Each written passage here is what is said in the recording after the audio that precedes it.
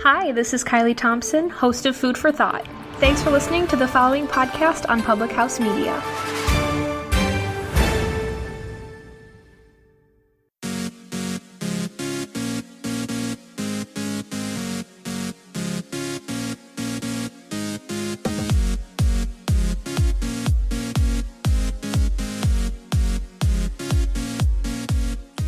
Patience is a virtue. When I am patient, I let the universe do for me what I cannot do for myself. Gabby Bernstein. Hello, welcome to Choose to Rise. I am so grateful that you've decided to push play today and that you are here to learn about patience. And I planned this podcast a couple days ago, but man, is it like ever flowing in my mind right now. My husband came home early from work before I planned on recording this podcast and started playing music in the house and all the things. So I had to be super patient in order for him to leave the house. And now, maybe you won't hear it. Now he's outside mowing the lawn. So if you hear the lawnmower, just know my patience is working. So just total real moment for you right here. But today I want to talk to you about patience and how patience is one of those virtues that sounds super just simple from a distance.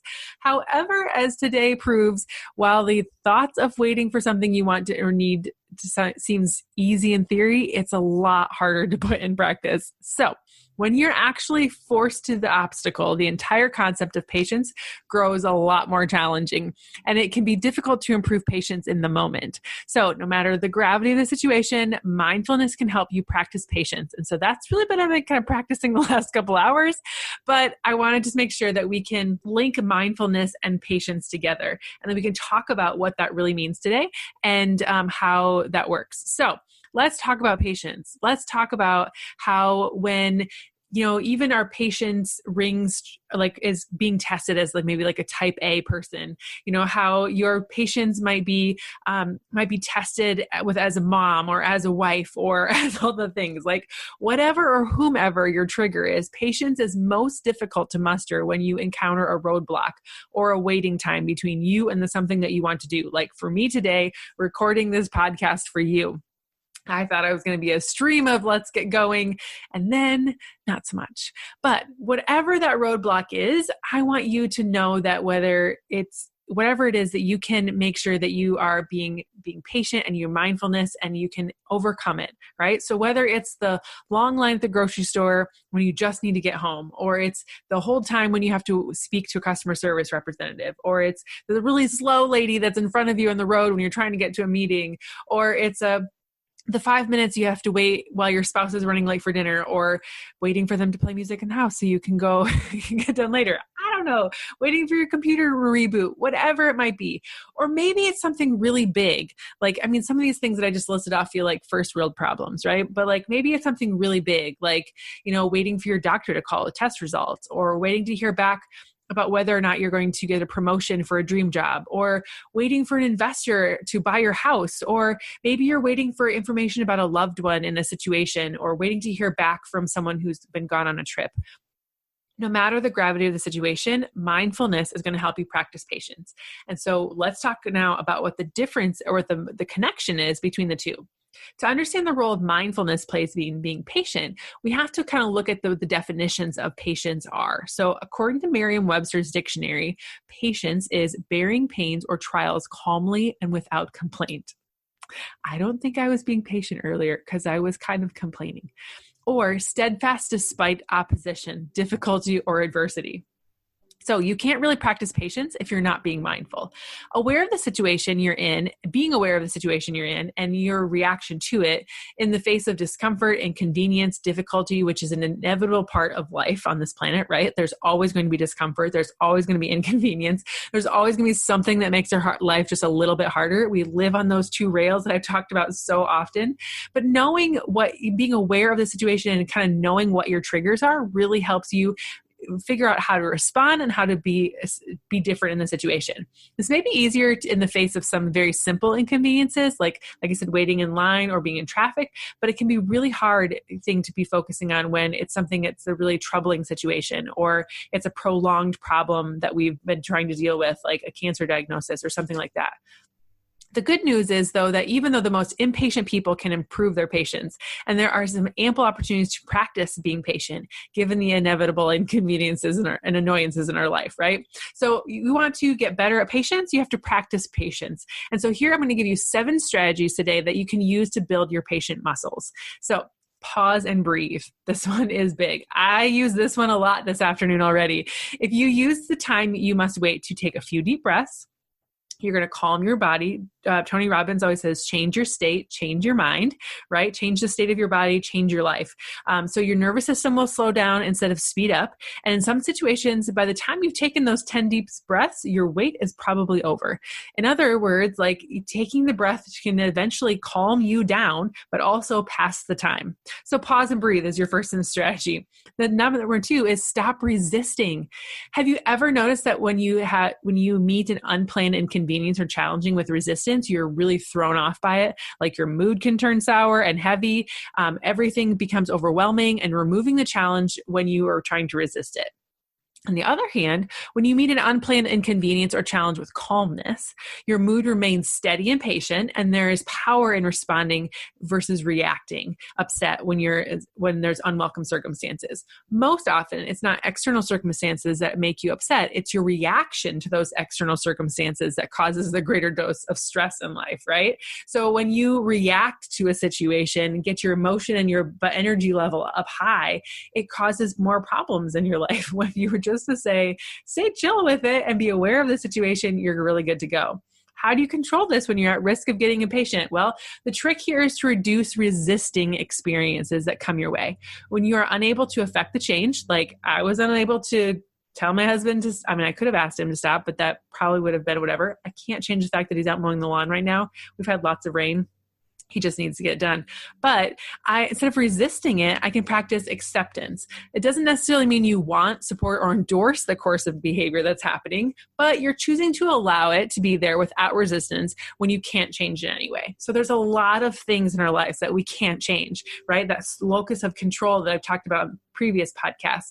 If it's outside of you, you probably can't change it. So why try to give all your energy to it? And what you focus on, you create more of. So if you're focusing on the problem, you're only going to be seeing more of the problem. If you're focusing on a solution, you're practicing patience, you'll be able to focus on some good feeling vibes, and your default reaction will be more of openness rather than resistance.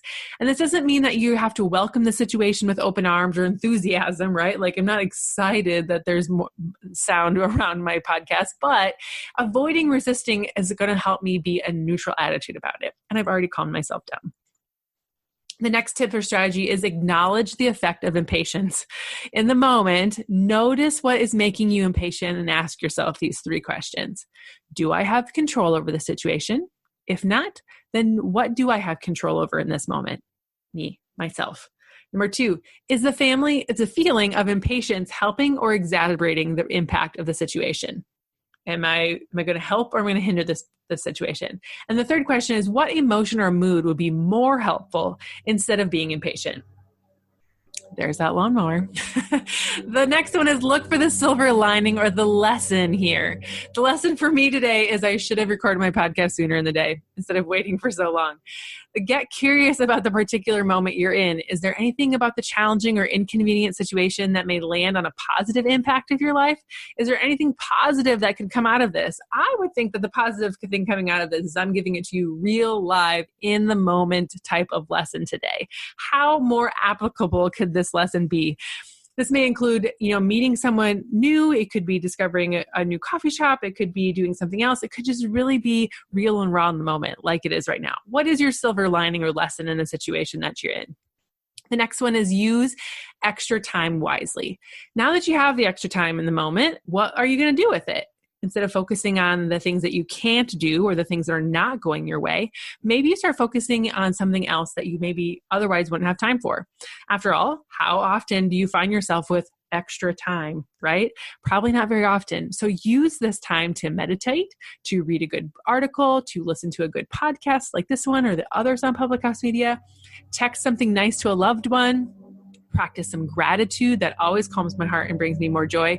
Find other ways to build into the time that you have. You're not able to do the thing that you want to do. So what are the other things that you can do in your day?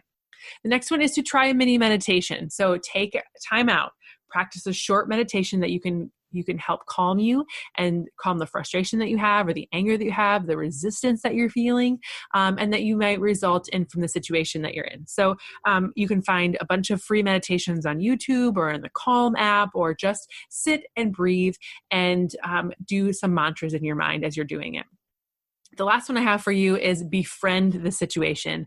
Assume that the obstacle before you was put in your way because you needed to slow down and take a break. Watch your impulse to perceive the challenge before you as unfair or as bad timing. Instead, shake off any anger or frustration and take this time as a cue that an old friend is reminding you that you need to take time in the moment to slow down and reset. If you shift your thinking about the meaning of the obstacle, you will wind up arriving wherever you're headed in a calmer, clear mind and a much better attitude. So getting better at being patient will take you some time, right? Practice makes perfect. Practice makes better, actually.